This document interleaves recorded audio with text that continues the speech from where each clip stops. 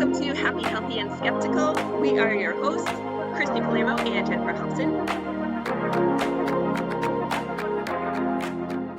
Happy Earth Day! And today, I love that for today's episode, we have a guest on, someone Jen and I have actually known most of our lives, and her name is Chantrel Landry, and we are so excited to have you on, Shan, and talk about repurposing and just reusing things in ways that we might not have thought of. And why we wanted to talk to Chantrel is her husband and her father-in-law have a company, a cabinet gallery that we love following, and they're wanting to do things for the earth and stuff like that. And what Shan has gone off of that and built her own thing too.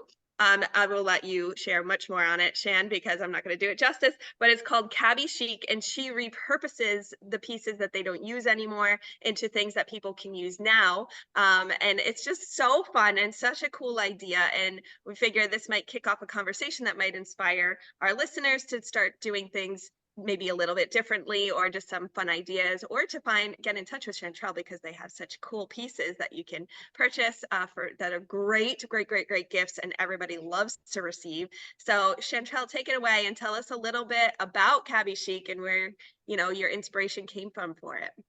Thanks, Christy. So I started Cabby Chic. Mostly I started a Pinterest board of awesome things people repurposed using cabinet doors and cabinet pieces, knowing that I had access to ample amount of cabinet doors and pieces because my husband's company, they often will, anything broken, anything like a discolored or anything maybe a little scratched, just gets thrown in the dumpster normally. Like they don't do anything with it. They order a new door sample, or if colors are being retired, they just go in the dumpster. And I thought years ago, like, that's a shame. That's so terrible. Somebody could do something with this. So I did start a Pinterest board with these kind of ideas. And then I slowly started hoarding some of the materials that my husband had and that were going to be thrown away. And it was 2020 during COVID when I was left without working and a lot of time on my hands, that somebody said, my friend Carrie said, "You can do this, Shan. You're very creative. And if you get a Cricut, you can easily do this." And so I was like, oh, okay, awesome. So she encouraged me to start. My husband always encourages me to do things. So I just went with that from there. I use cabinet doors. I use hardware, so handles and knobs, and we repurpose quartz. So they have lots of beautiful pieces of quartz. They're all unique. And I repurpose those into cheese boards and cutting boards. They're very durable. So I have one. So yes, it is. Yes, you durable. do. I have one. It's in my kitchen. I loved seeing all of those things, right? And like Christy said, we've known each other for a long time. So you usually keep tabs with people that you enjoy, that you've known for a while. So I saw what you were doing. I have to say, first of all, this is a total side note and plug for your husband and your father-in-law. What they do is so much more than cabinets. Absolutely. And if you don't follow Dave, the cabinet guy, you have to, just so you see. I'm like, I need to redo my kitchen now. I need to redo my bathroom now. I follow and I just see all the videos, and you're so inspired. And I think you both do. That's still creative work. People think kitchen cabinets. You still have to be an artist in a way to deliver what they give people. And I know exactly what you're talking about. My stepfather was a contractor, and it's like that. I don't know if it's because we grew up with, like, what was that show called? Captain Planet, right? Mm-hmm. When we were kids. So they make you feel bad about throwing things away. That really kind of gives the time frame of where we grew up. But I always used to feel some type of way when you just see this huge dumpster. And even the ones sometimes when people redo their kitchens, the stuff that they're taking out, sometimes it's unusable, but sometimes it's still nice stuff. People just wanted to update their look. Yeah. And you just have this feeling of like, that's so wasteful. What could I do, or what could someone do with that versus just adding it to a landfill? So I love that you're doing that. Yes, and that's really where it started. Like I felt that way, grew up that way. My mom taught us not to be wasteful. We're not a wasteful family. We've always thought about how can we reuse this? How can we donate this? So when I would see like perfectly nice pieces going in the dumpster, it broke my heart kind of like, this is sad. Somebody should do something cool with this. Yeah. You have the waste not, want not mentality. Yeah. And I mean, we know personally, but you grew up in a household with 3 girls. Yeah. And I think, that also attests to you. I'm sure there were hand-me-downs at some point. So you have to reuse things. And we're just in this culture of, well, for me, I come from a background of I went to college for design. And there's so many fast fashions out there. And those make me, believe me, I see all the ads and I'm like, I wish internally I could buy that stuff, but I can't because it makes me feel some type of way that I know I'm only going to wear it 1 or 2 times and then I'm going to dispose of it, or how it was made or how it even got to me. There's just no reason I should be able to buy an entire wardrobe for $300. It's nice that you can do it and it's a nice option, but when we dig a little deeper and see why we have that ability, you're like, Yeah. And a lot of people are unaware. That's the yeah. other thing. They don't really think about it. And unfortunately, I don't know how often it's being taught. I mean, when we grew up about learning about recycling, but I don't think anybody really taught us about reusing things or repurposing things, Yeah. that there's beautiful materials that you can make something look brand new. That's what upcycling is making something more valuable than it was before. So Upcycling, that's the word. I love that. upcycling, yep. Repurposing, upcycling is the actual, so when you repurpose something, you can just make it something new, but upcycling is actually bringing its value up. Mm-hmm. That's a great term. What was the first thing you remember making, Chantrel? Probably just a sign, because I just started that way, just, a little, kitschy little sign on our door samples. A lot of our samples are perfect little sign sizes, so those aren't really like big doors. They're just samples to show clients what colors are, and often when those colors or that door style is retired, they just get trashed. So they're perfect. They're perfect little sign size door samples, and a lot of times we get cool colors and those colors get retired, but they make cool things. Yeah. Other times I get real things from a kitchen possibly that was a mistake, or maybe it had a scratch on it, and often I will make a sign or something out of those. But when they're like a little beat up, I tend to beat them up a little more, because then they look distressed versus, ooh, what's the scratch? But when you scratch it all up and distress it, it actually makes it look better. And then I'll make a sign. So let me ask you, that was your first piece, is really the signs. As of right now, what has been your favorite thing to create? Lately, a lot of people have been asking me to make signs for their businesses, with their logo on it and then the coordinates to where their business is. So it's super personal because it's their business and where they're located. So coordinates are very specific, obviously. So I really did a ton at Christmas time, probably like 6 weeks before Christmas.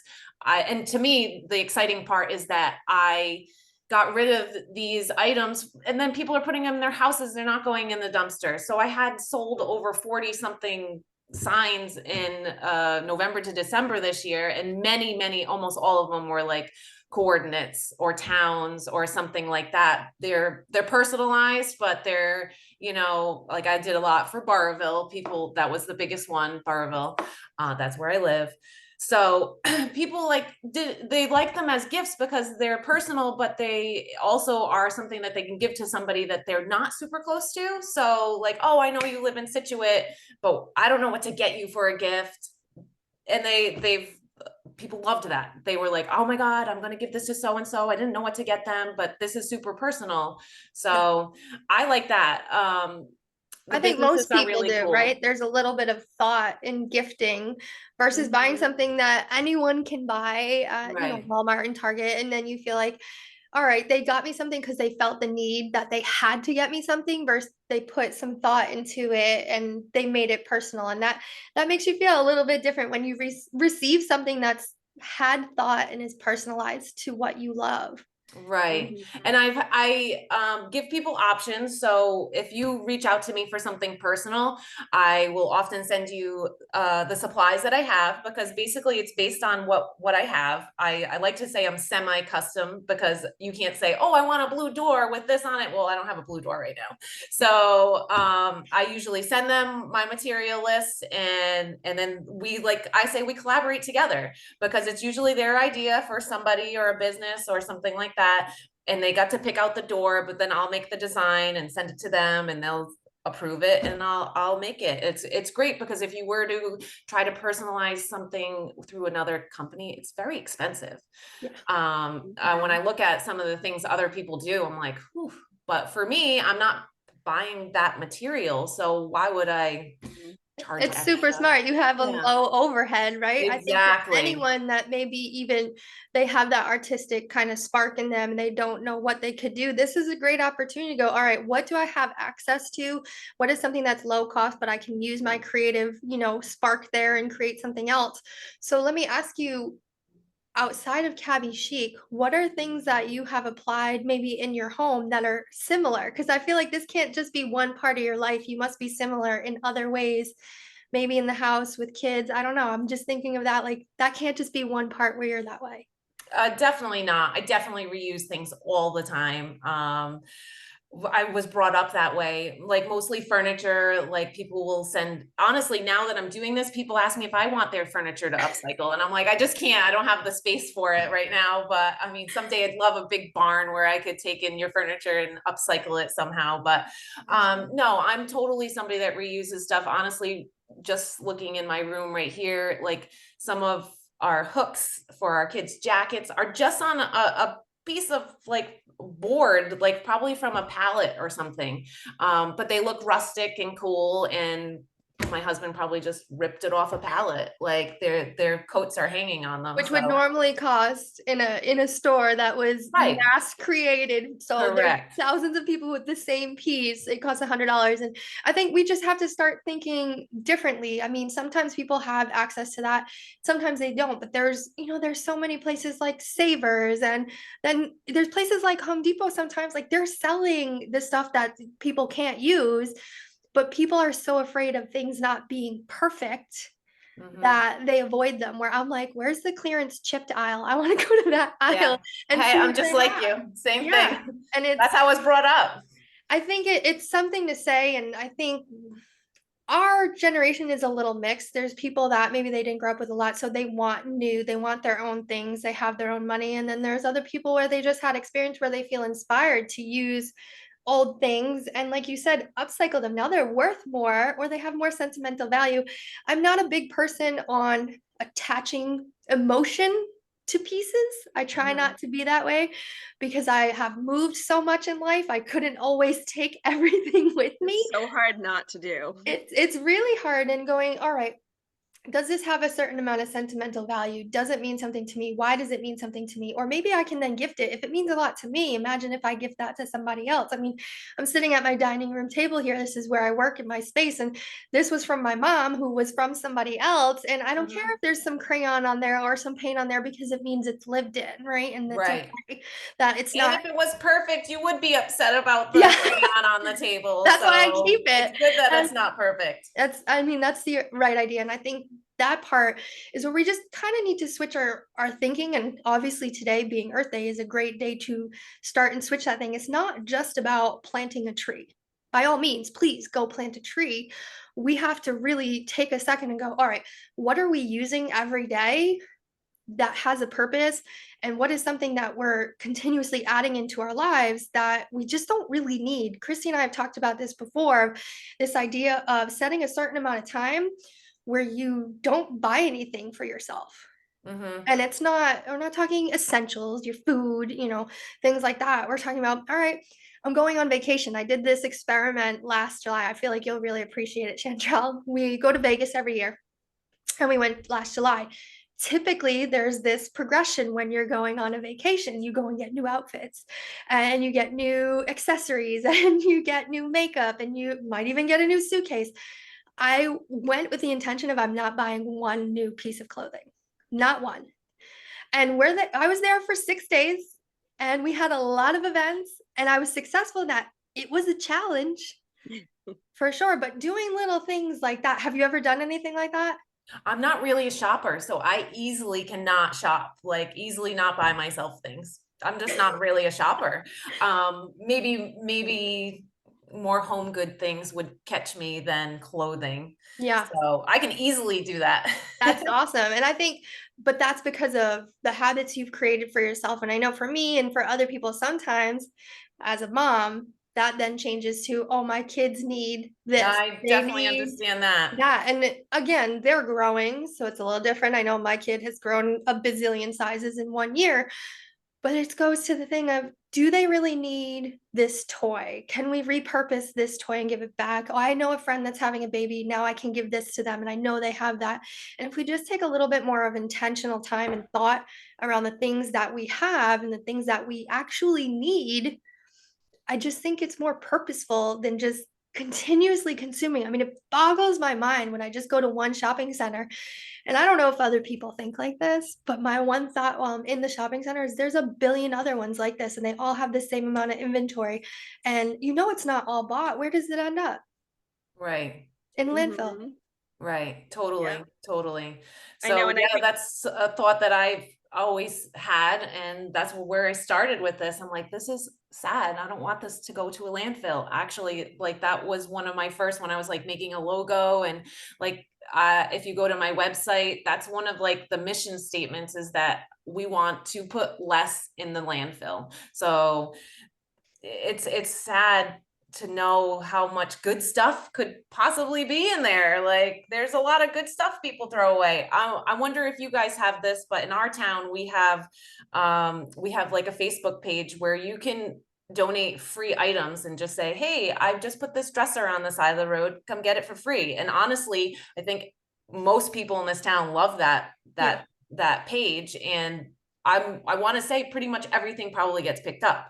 It's super simple and you literally just have to give them your address and people will come take it. I've been seeing those a lot more. I mean, there's been Facebook Marketplace where people are selling for monetary, but I've been seeing a lot more towns are like, oh, I got this on my town's free Facebook page. And I'm like, you Correct. have one of those? I don't know if I have Yes. one of those. I need to look because there's stuff that I need to give away that if I don't, it's just going on the corner to go into the garbage. And this makes it super easy too, because you can Right. literally just say, hey, this is where I'm at. And somebody, oh my God, I really wanted that. I've been looking for one of these or whatever it is. Right, like for instance, we had a couch that we had like cleaned it ourselves, like we have kids, but we cleaned it ourselves so it looked decent.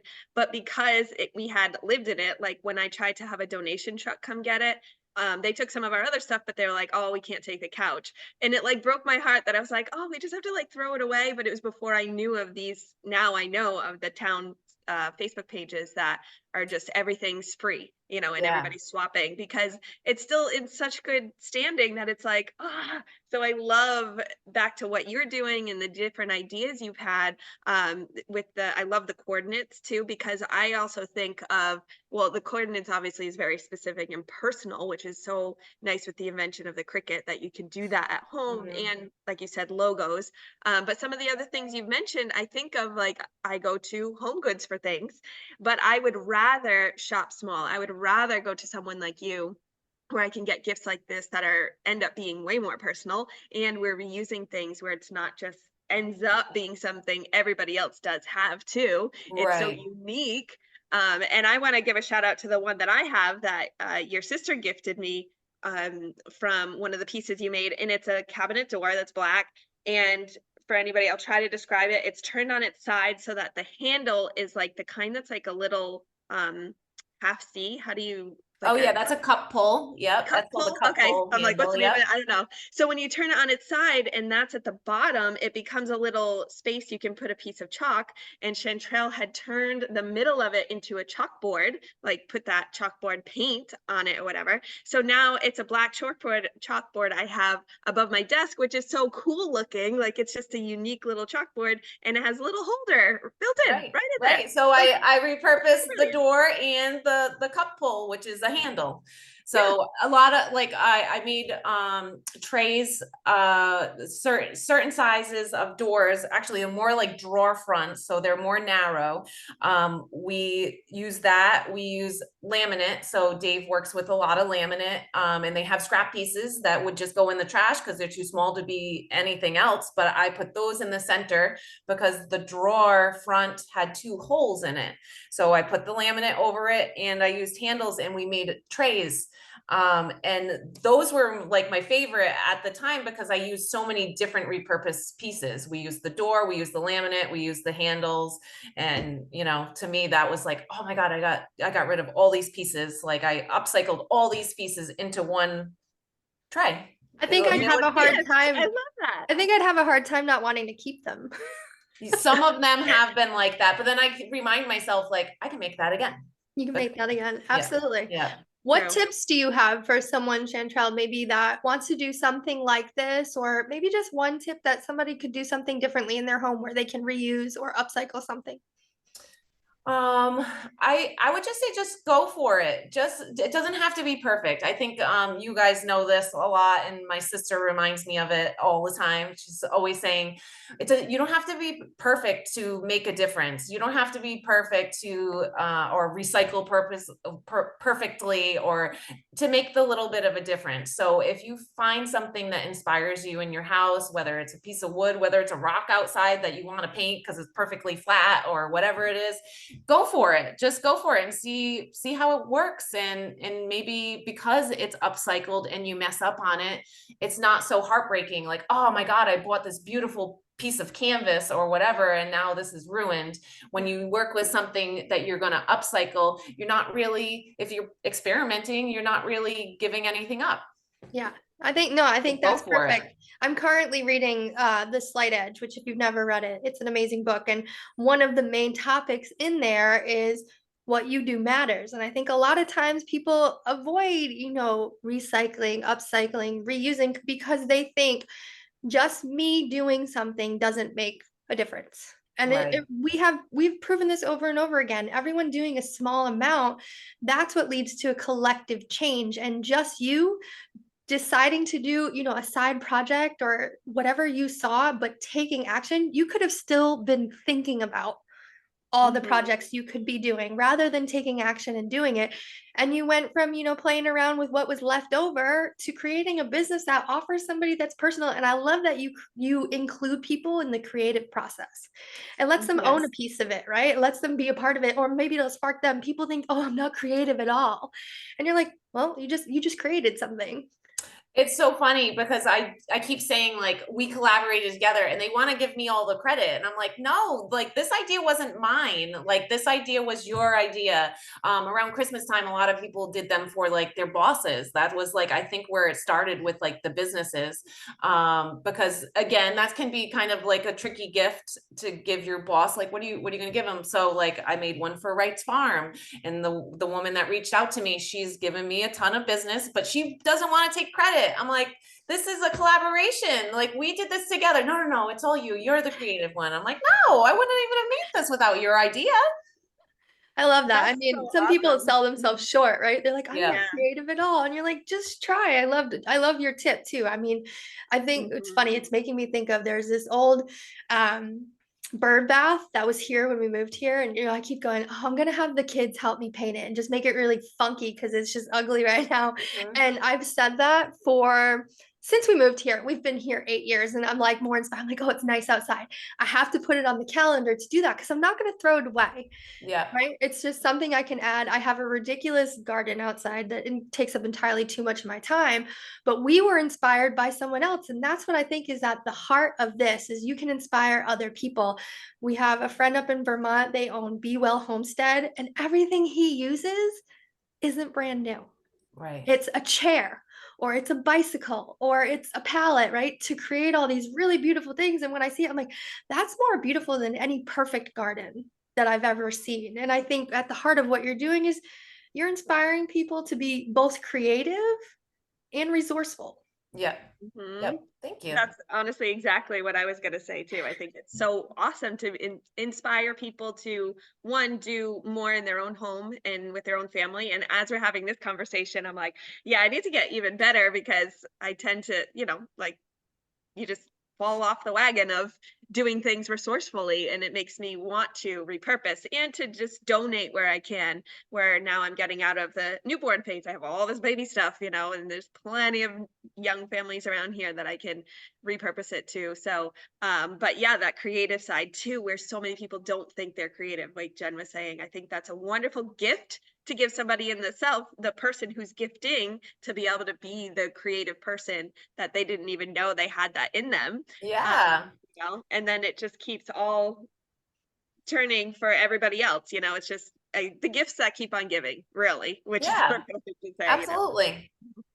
So Shan, I love this conversation. We're going to invite people on our social media to get in touch with you and to join in the conversation. So how can people get in touch with you? So I do have a website, cabbychic.com. I have an Instagram page and a Facebook, and you can message me on all three of those and I will respond. So if on the website, I have stuff on the website that you could just order that's already pre-made. But if you wanted to collaborate and make something personal, you would reach out to me and I can send you my materials and what we have currently, because it's constantly changing. So really, like, it's based on what gets retired, what's a mistake, really. So I don't always have the same stuff, but I have to ask you before we go, because I know we're wrapping it up. I keep thinking about it. Who's one person that has continued, because you inspire so many people with this, that has inspired you with what you're currently doing? I need to know. well, probably my mom and my sisters. Like, my mom was always very resourceful. Like, she could easily make a meal one night and use the leftovers and make it something completely different the next night. Like, we never leftovers never got thrown in the trash. Let's say that. So my mom was always very resourceful. She's still making cool things. She recently just made, this cute little angel out of some shutters that were like left in the garage. My mom's she's very crafty. And then my sisters follow that too. So they're very encouraging. And yeah, I'd say my mom and my grandma was the same way. She was very crafty and I wouldn't call myself artsy, but I'd call myself crafty. I'd say I got that from them. Awesome. I had to ask before we wrapped it up. Yeah, yeah. And I think of your whole family from my youth of being like probably the most creative people I know. So. Yeah, you think so? Yes. Oh my gosh. Yes. Yes. I always wanted to be like that, it'd be like, oh, well, what can I do that's like that? Like, even as a kid, that inspired me to be more creative and try to think of things. Here's something too that I really try to do. I know this is something that people buy for and then they just easily just throw it away, but like kids' birthday parties, I usually try to like make decorations and find things around the house. So like my son had a Lego party and I didn't really buy much. I took the figures and put them all over the house on like signs, and I just used the Legos as the decorations. So like try to think outside the box. I think the kids' birthday parties is very often wasteful. Like, what can you use around your house for the theme? Bluey. Oh my God, my kids got a Bluey thing. I end up hoarding it. I don't want to throw it away at the end, so I have like 25 different party themes. I also do save things, but then I'll give them to my sisters, or like, oh, do you want to have a fortnight birthday party? I do have some decorations, and that's another thing that you could use those town pages for. People love that stuff. That's a great idea. Those party things really are, because it can be so costly. And then, and then you use it that one time. And then like, maybe you're thinking your next kid's going to have a Toy Story birthday party, but your next kid's not into Toy Story. So you saved it. But if you can give it to somebody else like that, that's what I'm telling you. I think those town free pages are awesome. That's awesome. Well, thank you for your tips too. And We'll keep this conversation going on social media. So we'll put your stuff in the show notes too, so people can easily find you. And oh, one more question. Do you ship or is it more local with your stuff? I guess it depends on the size. I do. Yep. We do have shipping available. Some things like the quartz boards, they're very heavy. That would be more costly for us to send. But we do like pickup locations. So both of Cabinet Gallery's showrooms can be pickup locations. I also have 2 stores locally that have a couple of my signs. So Lawrence Brothers hardware store has some Burville signs, and New Road Nutrition, they have some as well. They were extremely encouraging. They actually asked me for them. So Courtney at New Roads, she reached out to me. She's really generous with town raffles and stuff for like the sports teams. And a lot of times they will hold the raffles at the shop. So if you're going in for a shake or a tea or whatever it is, they will have a table set up often for fundraisers. And I donated a couple of my signs to BGYSA, our soccer organization, to raise money. And they were at the store, and many people came in and were like, can I buy those? Can I buy those? And they were like, well, this is for a raffle, but Courtney reached out to me and said, people at my store want them, and I'll hold them here for you. I think that's a great idea for a small business. If somebody's trying to figure out, how do I get this thing off the ground? We are lucky to come from a very community-based town. Yeah. Get involved in your community. See if there's a local store that's, small business owned. Hey, will you show my artwork? Will you show my painting? I think those are you're just telling people where they can get it, but those are amazing tips for somebody that wants to say, how can I get my stuff in front of people? And it's really great if you're a business owner and maybe you do have, room on your wall to maybe suggest, like you see somebody like me or a painter or anybody that like, oh, hey, I could probably carry some of your stuff. I have some room. I love that. And the fundraisers, that's such a great way to get your stuff out, and other creative people who have things that they're like, I just make this kind of thing all the time, but I don't know what to do with it. These are some great ideas for people to get started. Yeah. And it just keeps going. It's so, I love that. So for people who don't know, our listeners who don't know where Burville is, it's in Rhode Island. So if you're anywhere near Northwest Rhode Island, definitely go check out where these shops that she's talking about, that you can check out some of her pieces, but of course on the website, and then just get in touch, because I love that you can create your own piece for someone. Yes. And, yes, wonderful. So thanks so much for coming on, Shan, and having this chat with us. I think we're all feeling a little more inspired. Yeah, thanks for